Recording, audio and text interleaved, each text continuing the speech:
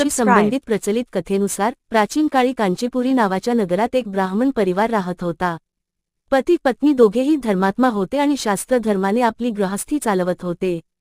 पतीचे नाव देवस्वामी आणि पत्नीचे नाव धनवती होते. त्यांना 7 मुलगे आणि एकच मुलगी होती, तिचे नाव गुणवती होते. गुणवती आता मोठी झाली होती.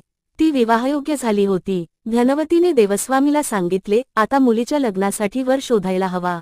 ब्राह्मणाने आपल्या धाकट्या मुलाला बोलावले आणि गुणवतीची कुंडली त्याला दिली आणि सांगितले, ज्योतिषाकडून गुणवतीची कुंडली दाखवून घे, ज्यामुळे गुणवतीच्या लग्नाची बोलणी पुढे जाऊ शकतील. ज्योतिषाला मुलीची कुंडली दाखवली तेव्हा त्याने सांगितले की लग्न होताच मुलगी विधवा होईल. ज्योतिषीची ही बातमी जेव्हा ब्राह्मण कुटुंबाला कळली तेव्हा ते खूप दुःखी झाले आणि त्याचा उपाय विचारला. ज्योतिषी म्हणाला, हे ब्राह्मणा, सिन्हलद्वीपात सोमा धोबीण नावाची एक पतिव्रता स्त्री राहते.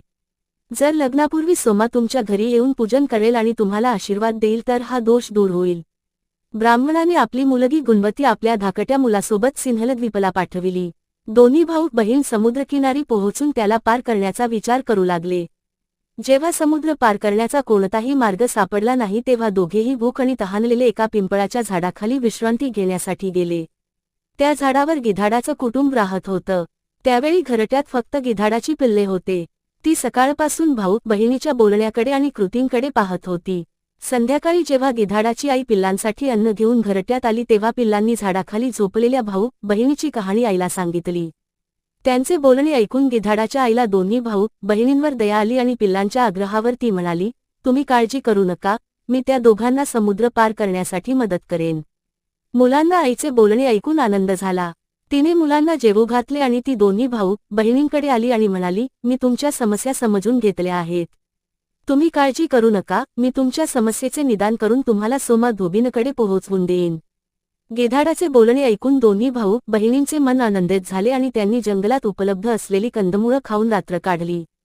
सकाळ होताच गिधाडाने दोन्ही भाऊ बहिणींना समुद्र पार करवून सिन्हलद्वीपात सोमा धोबीणीच्या घराजवळ पोहोचवले. गुणवती सोमा धोबीणीच्या घराजवळ लपून वास्तव्य करू लागली. दररोज सकाळी उठण्यापूर्वी गुणवती सोमाचे घर आणि अंगण सारवून ठेवत असे. एके दिवशी सोमाने आपल्या सुनांना विचारले, दररोज सकाळी आपले घर कोण सारवून ठेवते आहे? सुनांना वाटले आता आपले कौतुक होणार आहे म्हणून त्यांनी सांगितले, आमच्याशिवाय हे काम कोण करणार? पण सोमाने सुनांच्या बोलण्यावर विश्वास ठेवला नाही आणि हे जाणून घेण्यासाठी ती संपूर्ण रात्र पहारा देत बसली. कोण आहे जो दररोज सूर्योदयापूर्वी आपलं घर छान सारवून ठेवतो आहे हा विचार तिच्या मनातून जात नव्हता. तेवढ्यात सोमाने पाहिले की एक मुलगी तिच्या अंगणात आली आणि अंगण सारवायला लागली. सोमा गुणवतीकडे गेली आणि तिला विचारू लागली, तू कोण आहेस आणि का दररोज